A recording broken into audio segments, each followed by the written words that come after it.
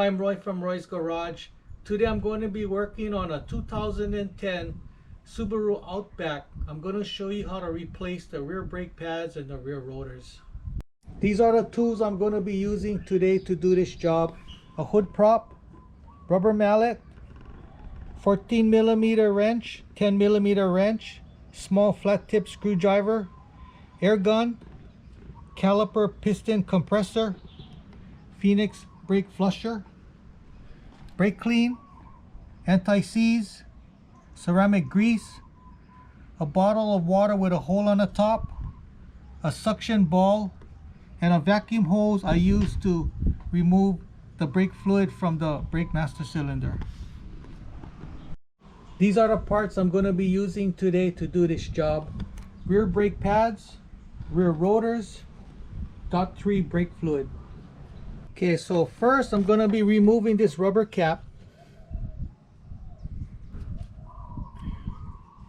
So while the caliper is mounted, I'm going to be loosening up my bleeder screw.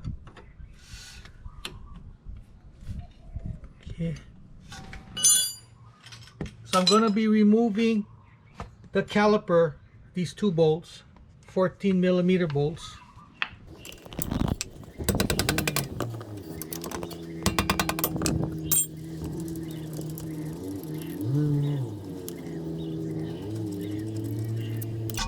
Okay, so remove the caliper,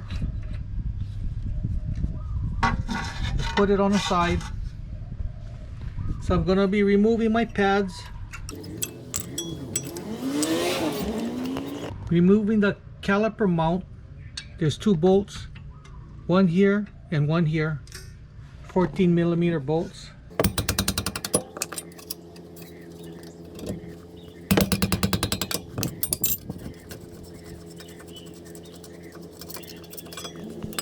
Okay, so I'm going to be removing the rotor.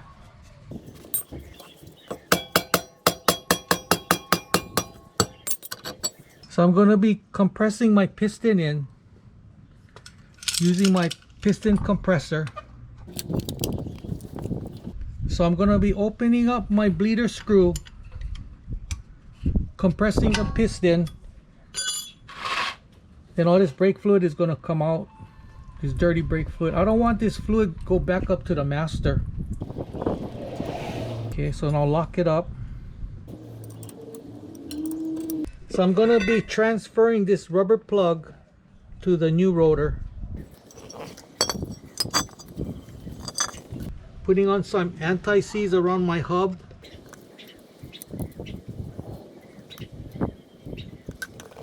I'm going to be cleaning this rotor with some brake clean.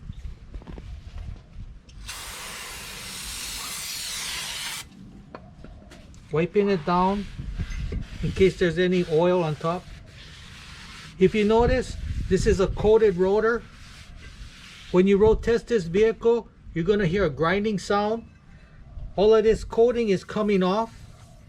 After a few miles, the grinding sound will go away. Then you're all good to go.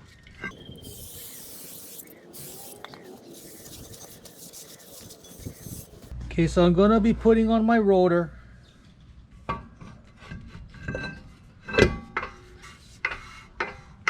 This guy feels like the emergency brake shoes are fitting pretty good, so we don't have to adjust it. So if you do have to adjust it, there's a star adjuster over here. You got to turn to widen up the shoes to take up some of that gap. Okay.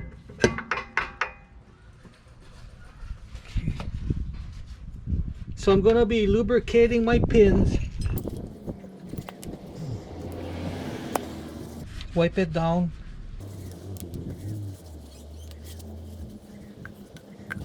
Put some ceramic grease right in here.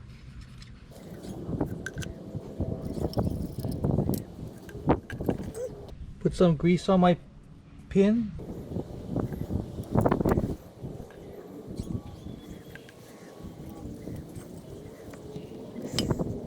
This guy don't want to go in because of that rubber piece, so might have to tap it in to get it started.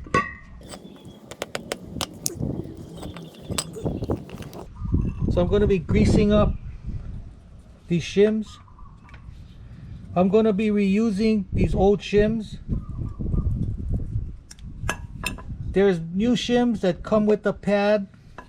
If you were to try put the new shims in, a lot of times it doesn't fit good, so it wants to fall off. So if your old shims are good, just reuse it. Most of the time it's good. Putting on the caliper mount.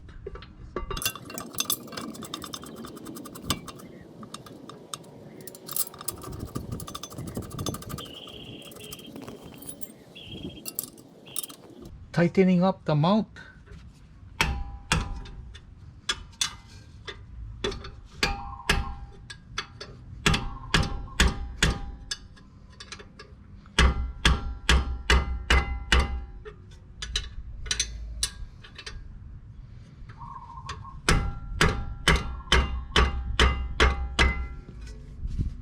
Okay, so I'm going to be putting on my new pads. You can see the difference in thickness. This guy is all worn out. This is a new pad.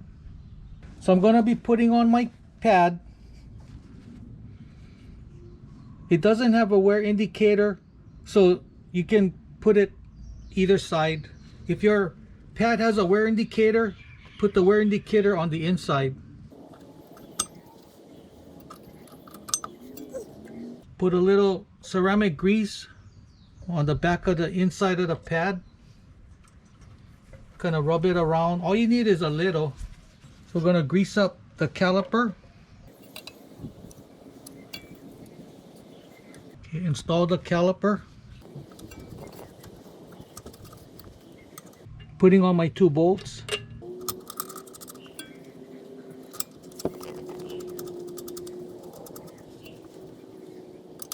Tightening up the bolts.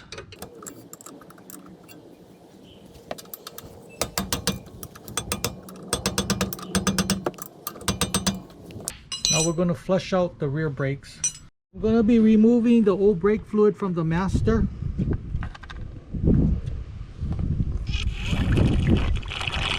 There's a screen in there I gotta remove. Just dig it out.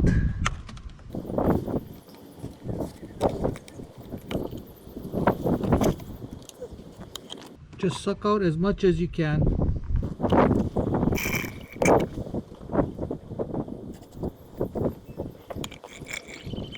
So I got a vacuum hose. I just sticked it into one of these slots and shoved it all the way in. That way I can take out more fluid.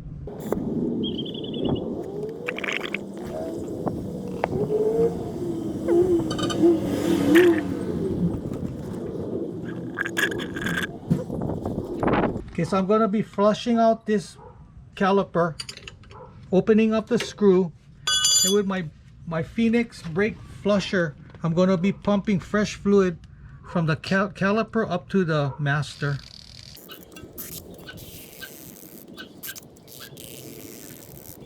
Takes about half a bottle per wheel.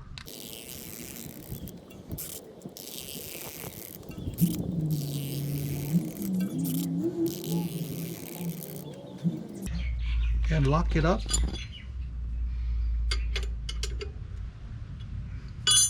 So I'm going to be removing the brake fluid again.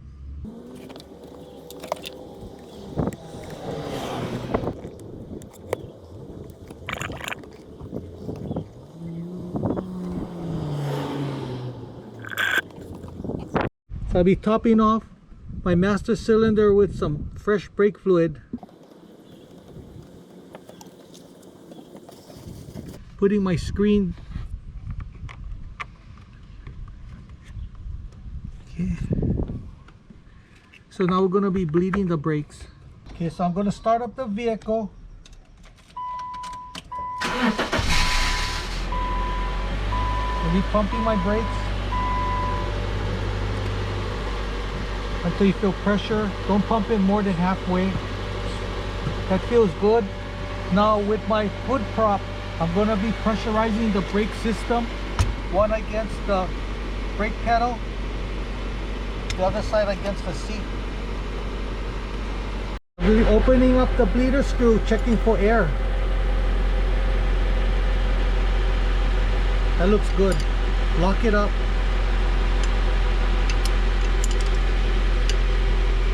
So I'm going to be shooting some water on my brake bleeder, because brake fluid is water soluble. Blow them down with air.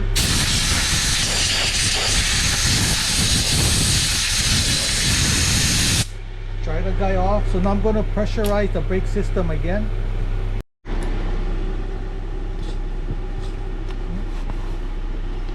Okay, so I pressurized the brake system about 15-20 seconds. Now we're going to be checking the bleeder screw. Make sure there's no leaks. That looks dry. Put your rubber cap on and you're good to go. So that's how you replace rear brake pads and rear rotors.